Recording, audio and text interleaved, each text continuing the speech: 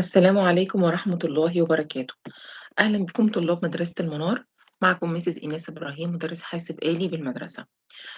شرحنا في الجزء الأول من مراجعة شهر أكتوبر الكمبيوتر سيستم، وأخدنا فيه في عندنا 4 parts: data and information, hardware. والنهارده تالت بارت اللي هو تالت جزء أساسي من العناصر الأساسية أو من الفور من elements اللي هو السوفت وير. وطبعًا إحنا قُلنا هم 4 وهناخد النهارده كمان الhuman ware. معايا يعني إيه software؟ software يعني البرامج a set of programs used to operate the computer and employ to do different tasks. يعني إيه؟ يعني أنا عايزة أعمل عندي العديد من البرامج. software يعني برامج باستخدمها علشان تشغّل لي جهاز الكمبيوتر وتنفّذ لي إيه، معظم الtasks أو معظم المهام اللي أنا عايزاها. طيب هل السوفت وير دوّة برنامج واحد؟ لأ، السوفت وير أخدنا إن هو 4 types، يعني 4 أنواع. ال4 أنواع أهم نوع فيهم لازم أكون حاطاه على جهاز الكمبيوتر أول ما أشتريه، اللي هو الoperating system. والنوع التاني الutility. طب إيه يا ميس الoperating system؟ اللي هو الLinux أو الWindows. ما فيش جهاز بيشتغل من غير Windows. وهاقول لِك برضه دلوقتي الموبايل مثلًا عندِك باشغّله بإيه؟ بنظام تشغيل. يعني إيه نظام تشغيل؟ يعني لازم يكون عليه الأندرويد. أنظمة التشغيل الموجودة دلوقتي للموبايلات معظمها الأندرويد، فلازم أكون منزّلة الأندرويد وشغّال وسليم علشان ده برنامج مهم يشغّل لي جهاز الإيه، الموبايل. فهنا الويندوز أو الLinux وفي أنواع أخرى، ده أنظمة تشغيل باحطها على الكمبيوتر وأساسية جدًا علشان جهازي يشتغل. طيب تاني نوع من أنواع السوفت وير الutilities. الutilities يعني المساعدة، utility يعني يساعد، utilities يعني البرامج المساعدة such as الantivirus programs. تمام؟ طيب بعد كده النوع التالت programming. لو أنا مثلًا عندي في أفراد أسرتي حد مبرمج كمبيوتر، حد في كلية الهندسة، ده أكيد محتاج إيه، ينزل على جهاز الكمبيوتر بتاعه، محتاج لغة البرمجة اللي هو بيدرسها. زي مثلًا C++. تمام، يبقى دي برضه من نوع من أنواع الإيه، السوفت وير. هنيجي بعد كده للapplication اللي كلنا بنشتغلها. تمام، زي الtext editor program. زي مين مثلًا؟ إن إحنا برنامج الword لمّا بنحب نكتب الامتحان للطلبة بتوعنا بنروح نفتح الword program. application زي مثلًا الapplication اللي بتحبي تنزّليها على ال الموبايل بتاعِك، ألعاب، برنامج الQR code علشان تفتحي بيه مثلًا ال الم المواقع اللي فيها تصفُّح، يعني الكتب خارجية أو. طيب يبقى دي 4 أنواع من الsoftware. لو جينا اتكلمنا عن البرامج بتنقسم لإيه، دي أنواعها. خلاص، أنواع أقسامها بقى بتنقسم لحاجة اسمها closed source programs وحاجة اسمها open source program. نحاول كده نصغّر بس مع بعض الشاشة بسيط عشان نشوفها مع بعض. تمام، يبقى عندي متصنّفة لجزئين، الopen source والclosed source. طب عايزين نعرف يعني إيه open source ويعني إيه closed source. الclosed source يا بنات a type of programs where you can't read. يعني إيه؟ يبقى أنا هاميّزها بكلمة can't read. يعني read الكود، يعني البرنامج ده خلاص الكود بتاعه مقفول، يعني مش available لأي حد غير only available for إيه، programmers اللي هو طبعًا عامل البرنامج، أو designers اللي هو صمم البرنامج. تمام؟ يبقى الclosed source programs يعني برامج مُغلقة المصدر. معناها إيه أو الdefine بتاعها إيه؟ هي أنواع من البرامج you can't read code only available، بس متاحة فقط للي عاملها طبعًا الprogrammers or الdesigners. زي مين؟ such as مين؟ الفوتوشوب، الoffice 365، الadobe reader. دي كلها أنواع برامج إيه؟ الclosed source. طيب إحنا دلوقتي بناخد برامج، مش بناخد أنظمة تشغيل، علشان هنيجي نتكلم دلوقتي عن الoperating system أو أنظمة التشغيل، فيها برضه الclosed والopen. طب تعالوا بقى ناخد الفرق التاني. إيه هو الopen source program؟ هنقول إن هي البرامج إن الأكواد بتاعتها متاحة للاستخدام لأي حد. أنا أي حد يقدر يعمل عليها editing، يقدر يعمل عليها development يعني تطوير and distribution. تمام، ويوزعها. طيب يبقى إحنا كده أخدنا الفرقين أساسيين. واحد الclosed can't read الكود، خلاص available only programmer and designers. أما الopen source programs code available for use، يعني متاح لكل واحد، للمبرمج وليّا وليكِ. باقدر أغيّر فيه وأقدر أعمل فيه edit وأقدر أعمل فيه develop، يعني تطوير. زي مين؟ زي الLibreOffice والجامب اللي هناخده إن شاء الله في unit 2، والOpenShot بإذن الله موجود في منهج تانية إعدادي. يعني هي دي أنواع البرامج نذاكرها ونحفظها الopen source programs. طيب هنيجي بعد كده المقارنة دي طبعًا هي مقارنة مرتبة، بس أنا يعني آآ شرحنا الفرق الأساسي فيها بشكل ملخص أفضل من الcomparison الكبير. طيب هنيجي بعد كده للfourth part of computer system، رابع جزء أو رابع الmain elements، رابع حاجة أساسية من الmain elements اللي هي خاصة بالكمبيوتر سيستم. أنا دلوقتي عندي hardware وsoftware وdata information دخّلتها، مين اللي بيدخّلها؟ ده رابع جزء أساسي. مين اللي مسؤول عن تدخيل الdata والinformation على الhardware، على جهاز الكمبيوتر اللي عليه البرامج؟ الusers، خلاص، المستخدمين، اللي هو إحنا اللي بنلعب عليه أو بنكتب عليه أو بنطبع عليه، الprogrammer اللي بيعملوا برامج، الdesigners زي مصممين المواقع، الanalyst محللين الاقتصاد. تمام؟ كل أنواع دُولة الhumanware اللي هي الموارد البشرية بيستخدموا جهاز الكمبيوتر، ولمّا بيكونوا موجودين في أي مؤسسة أو أي مدرسة، يبقى معنى كده إن المكان ده فيه إيه، computer system. تمام؟ ننزل بعد كده نشوف الجزئية اللي بعد كده. إحنا كده خلّصنا lesson 1. بنقول هنا إن الكمبيوتر is an electronic device can ability store data and process it to reach a information. ده كده بالملخص بتاع مادة جهاز الكمبيوتر. وبعدين اتكلمنا عن الmain content of computer اللي هي ال4 main elements: humanware، software، hardware، data and information. اتكلمنا عن الhardware components: input، output، storage unit، system unit. بعد كده قلنا إيه هو الsystem unit. طبعًا إحنا اتكلّمنا عن الinput والoutput بالتفصيل في الفيديو السابق، واتكلّمنا كمان عن الstorage unit. الsystem unit بيتكوّن من الmain memory unit اللي هو الROM والRAM، وخدنا الفرق بينهم.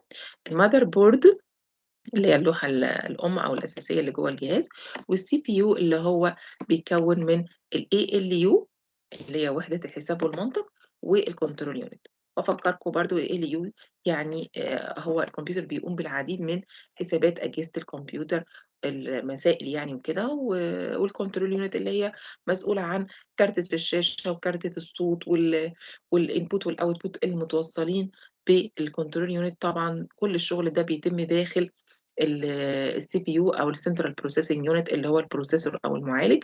واتكلّمنا عن إن سرعة المعالج processor speed بالhertz بيقاس measuring by hertz. واتكلّمنا برضه عن الstorage unit وحدات التخزين زي الhard disk والflash memory والCD-ROM. دي الstorage capacity بتاعتها بتبدأ بالبيت ووحدة قياسها بايت. واتكلّمنا عن الأنواع المختلفة الأخرى. نرجع للدرس الأولاني نشوفها بالتفصيل. الفيديو السابق. طيب هنيجي هنا عند الclosed source program والopen source program. دي اللي بيُصنَّف ليها الsoft ware، واتكلّمنا عن تعريف الsoft ware إيه. لو جينا شُفنا الأسئلة بتاعة كتاب الوزارة، أسئلة سهلة جدًا.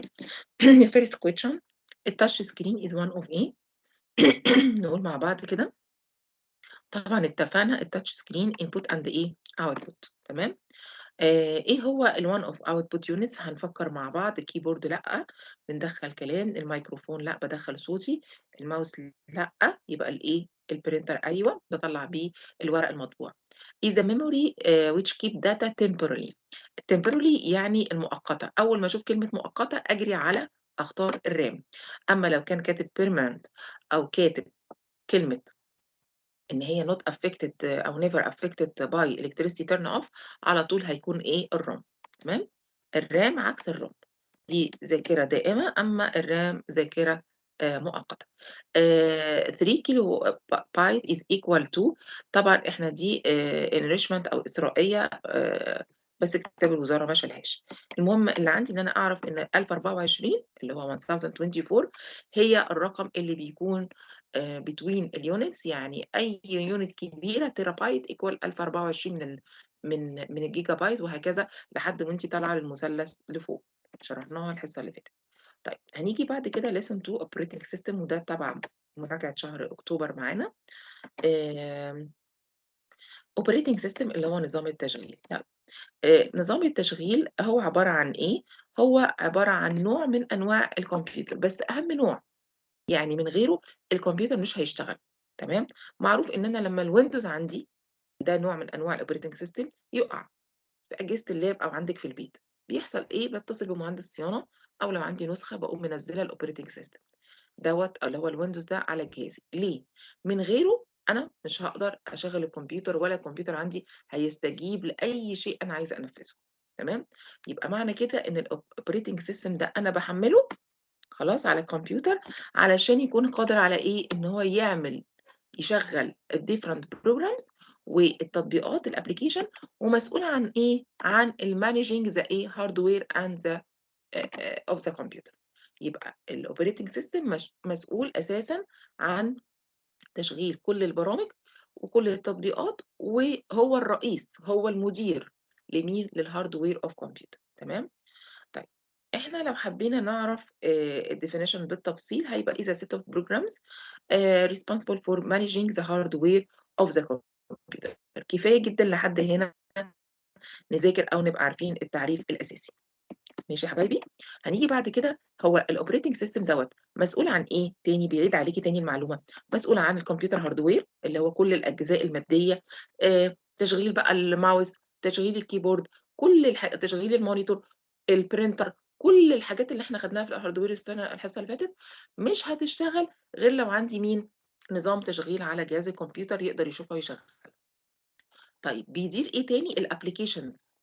عندي operating system يبقى أحُط مليون application أحُط العديد من البرامج براحتي، وفي حاجة اسمها command prompt اللي هو مدير الأوامر، وهنشوف دهوّة عبارة عن إيه الcommand prompt دهوّة، ده يعني نظام تشغيل برضه بدل الGUI أو الgraphical user interface وهنقول مع بعض حاليًا يعني إيه graphical user interface ويعني إيه الcommand prompt.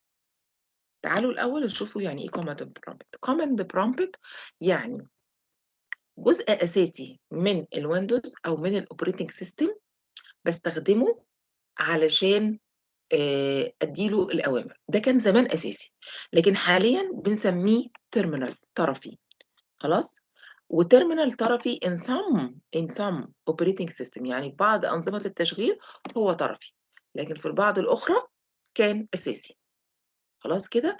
طيب أنا مثلًا عايزة أدّي أمر للكمبيوتر عايزة أخُش لموقع الوزارة، موقع الوزارة أهو هو ده هيبقى اسمه بالنسبة للcommand prompt طبعًا صعب جدًا إن أنا أحفظ الاسم ده، كانوا زمان بيستخدموا الcommand prompt دهوّة في إن أدّي أوامر للويندوز. طيب مكانه فين الcommand prompt أو أطلّعه منين؟ أنا لو عملت search عندي وكتبت في الsearch بتاع اللي موجودة على الtask bar command prompt شايفين command prompt خلاص، ودوست enter هيفتح معايا الشاشة السودا دي، الشاشة السودا دي هي دي الcommand prompt يا بنات، وهي دي اللي أنا باكتب فيها الأوامر بتاعتي، لمّا باكتب الأمر ده بالضبط، بس عشان ضيق الوقت مش عايزة أضيّع وقتكم، بيفتح لي إيه، بيفتح لي موقع الوزارة، طب أنا عايزة أفتح برنامج الword هاعمل نفس الطريقة دي، بس أكتب اسم برنامج الword طب يا ميس أنا هاحفظ إيه والّا إيه؟ لأ، ده يعني اللي بيشتغل عليه أكتر المبرمجين مش إحنا خالص، لإن هو بيبقى صعب علينا إن إحنا نفضل ندّي أوامر بالإيه، بالكيبورد ولازم طبعًا تكوني حافظة الأوامر صح like this تبقي تكتبيها بالطريقة دي، يبقى using إيه، الcommand prompt مهم عندي using keyboard وإيه كمان في الامتحان هو terminal in some إيه operating system تمام، جينا بقى عند الGUI ده طريقة تانية لإيه، باستخدمها عشان أدّي أوامر للكمبيوتر، يعني عايزة برضه أفتح موقع الوزارة بس بطريقة الGUI، أفتح برنامج الword بس بطريقة الGUI. أفتح any application بس بالGUI طب يا ميس إيه الGUI ده عشان ما نصعّبهاش على نفسنا، هي اختصار لكلمة graphical أو called graphical user interface تمام، graphical user interface بصوا معايا يا بنات اللي هي دي، مش الcommand prompt خلاص بقى إحنا كده مش عايزينها، اللي هي دي كده كلّها على بعضها اسمها الgraphical user interface والicons دي والbackground ده اسمه شاشة الإيه، شاشة المستخدم الرسومية، تمام؟ شاشة المستخدم الرسومية. نرجع تاني لكتابنا، يعني هو جاب هنا شاشة المستخدم الرسومية أو الGUI الخاصة بنظام تشغيل اسمه فيدورا، لكن اللي أنا لسه موريه لِك من لحظة كان الGUI الخاص بWindows. طب في الكتاب برضه جايب إيه، جايب الGUI الخاص بإيه، بنظام تشغيل Windows 10 وهكذا، تمام؟ طيب بيرجع يقول لي هنا إن الكمبيوتر بادّي له الأوامر ب2 ways اللي هي الcommand prompt والGUI ده تلخيص الموضوع. طيب هنيجي هنا طبعًا الGUI أسهل لنا كلنا ليه؟ لإن البرنامج اللي أنا عايزة أفتح جوجل، عايزة أفتح جوجل أهو عندي أيقون فايرفوكس double click على طول أقوم داخلة. طيب عايزة أفتح برنامج مثلًا منزّلاه أو games منزّلاها، خلاص أقوم جاية عند الGUI وأشوف اسم الprogram فين أو الأيكون وdouble click على طول وأقوم داخلة office وهكذا، adobe reader وهكذا. يبقى البرنامج الكمبيوتر لمّا أدّي له الأمر بتاعي by mouse عن طريق الGUI أسهل لي بكتير من الcommand prompt. يبقى هم دول ال2 ways اللي أنا باستخدمهم علشان خاطر أدّي أوامر للكمبيوتر.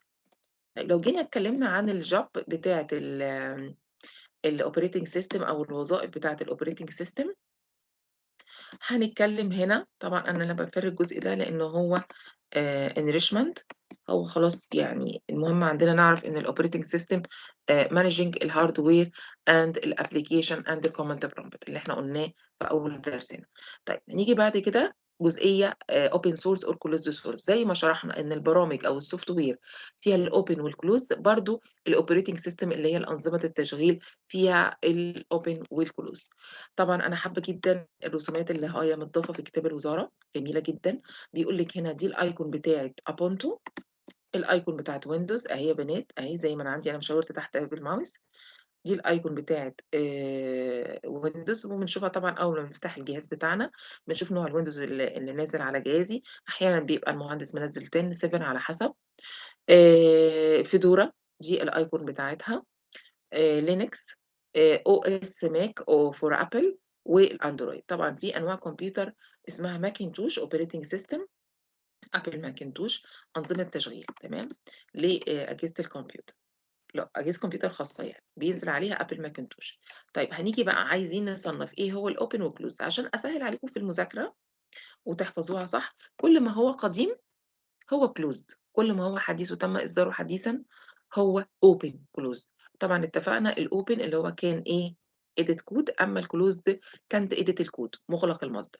الclosed عندنا كل ما هو قديم، يعني الويندوز والMac خلاص الMac OS. طيب كل ما هو حديث open هيكون open يبقى Ubuntu، Fedora، Linux تمام، دول بينزلوا على أجهزة الكمبيوتر والأندرويد أيضًا open source بس ده بينزل على الموبايلات طبعًا والتابلتس تمام، يبقى هو قسّم لِك هنا closed source إيه هي، والويندوز برضه closed source وبعدين زي ما اتفقنا بيعيد الكلام تاني الopen source عندِك الLinux والFedora والUbuntu.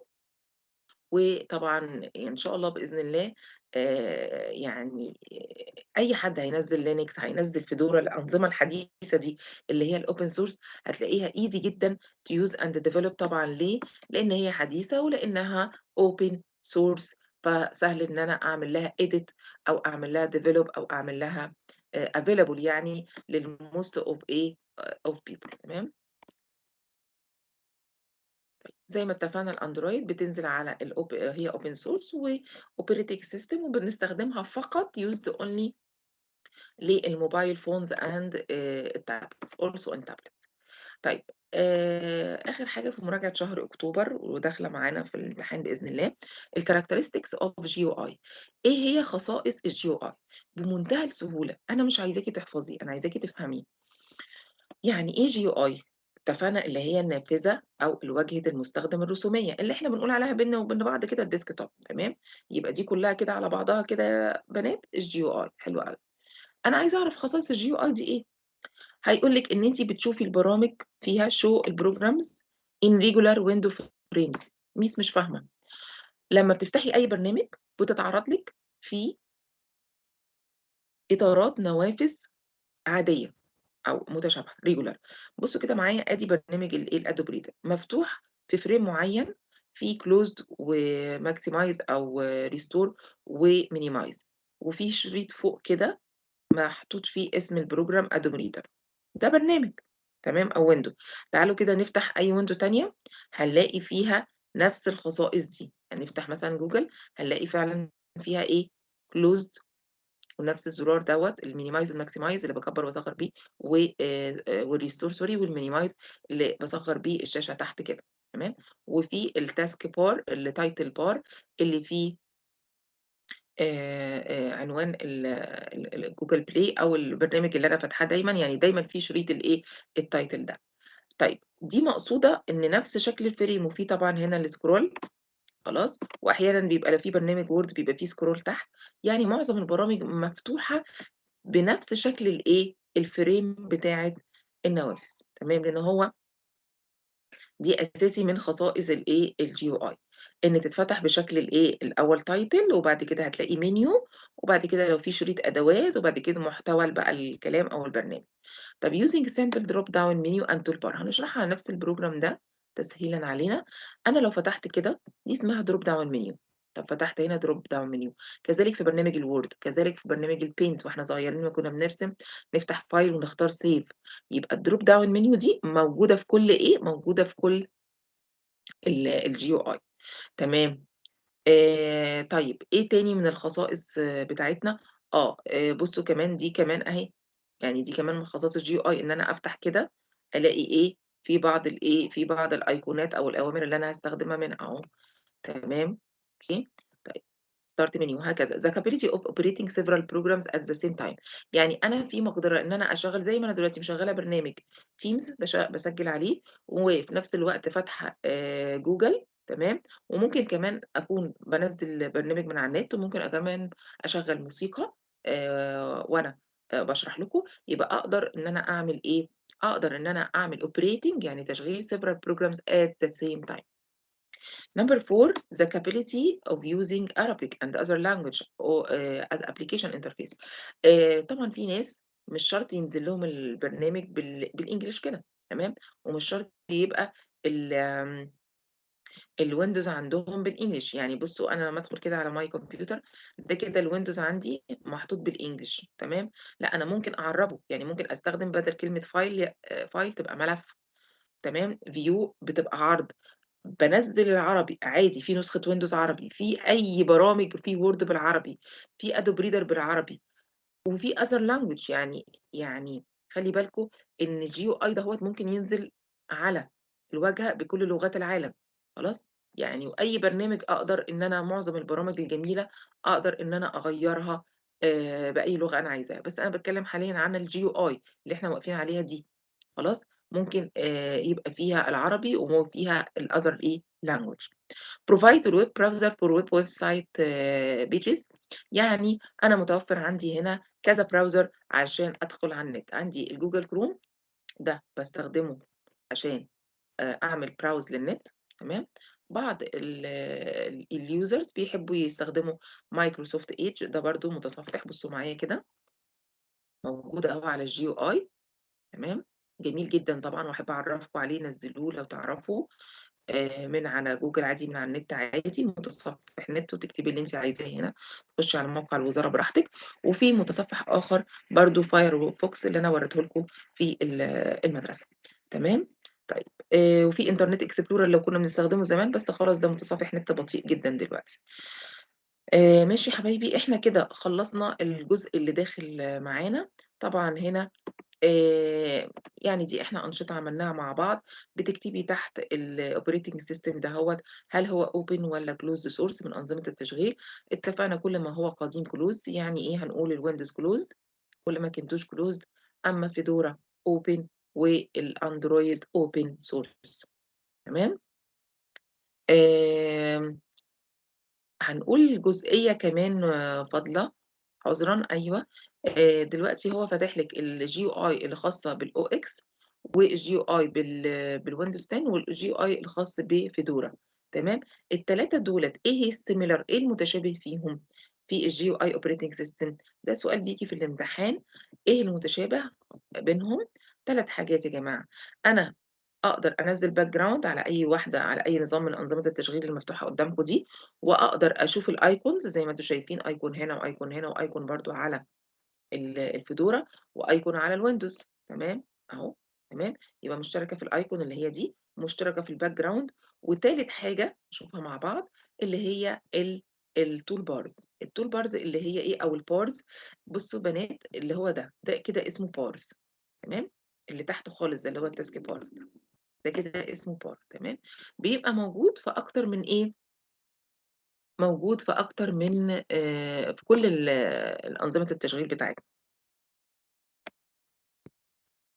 تمام، يبقى عندي 3 حاجات في مختلف الoperating system متشابهين مع بعض خلاص، أو مشتركة بينهم، اللي هي إيه الbackground خلاص، الخلفية الicons الbars تمام. وهتلاقيني كاتبة في الbooklet معاكم نبذة مختصرة عن كل حاجة، والicons الbackground ممكن يكون لون color أو ممكن يكون صورة وباقدر الuser can change it طبعًا زي كده ما بتحطي صورتِك مثلًا على الأندرويد، ما هي دي في موبايلِك ده background خلاص، الicons اللي هي small samples اللي إحنا شايفينها دي، وباستخدمها علشان خاطر تعمل لي تشغيل للprograms as quickly باعمل عليها double click على icon بتتفتح لي بالleft button طبعًا الخاصة بالماوس، بيتفتح لي باقدر إن أنا أعمل run للprograms أو تشغيل له. البارز هي group of samples برضه بتكون محمّلة وبتكون موجودة في العديد من أنظمة التشغيل، زي مثلًا هنا بصوا أدي كده مثلًا الdate خلاص setting الdate عايزة أغيّر الdate عايزة أشوف الWiFi أو النت شغال كويس والّا لأ الnetwork عايزة أعلّي الصوت أهو في الspeaker مثلًا معايا هنا، أنا ممكن أعلّي الصوت من هنا أو أوطّيه، كل ده باجيبه من الإيه، باستخدم البارز فيها. إحنا كده تمام، لو حبينا نشوف الأسئلة على الsection ده، هنلاقي الأسئلة بسيطة جدًا. هنا right or wrong operating system must be installed on the computer to be able to operate the REST clients طبعًا جايب لِك التعريف بحذافيره، طبعًا الإجابة هنا إيه، تمام، صح، صحيحة. لو حبينا نقول بسم الله الرحمن الرحيم، أوكي. لو حبينا the user can prompt keep commands and instruction of operating system through command prompt. أنا باقدر أعمل تركيبات أو أدخّل في الoperating system باستخدام الأوامر الفرعي اللي هو الterminal باستخدام الcommand prompt طبعًا الإجابة سهلة جدًا وواضح إن هو إيه، يعني مجاوب نَفْسه تمام، يبقى هنقول الإجابة صحيحة. بعد كده macOS operating system X is one of the open source إحنا اتفقنا إن هو كل ما هو قديم is إيه، كل ما هو قديم آآ closed source يبقى الإجابة دي طبعًا إيه، خاطئة ماشي. Android is an open source in operating system تمام الأندرويد open source. أسئلة الdefine في شهر أكتوبر مش جاية، بس طبعًا لو حبيتوا تتعرّفوا عليها موجودة معاكم في الbooklet سهلة جدًا بإجاباتها. لحد كده إحنا وقفنا في مراجعة شهر أكتوبر، باشكركم والسلام عليكم ورحمة الله وبركاته.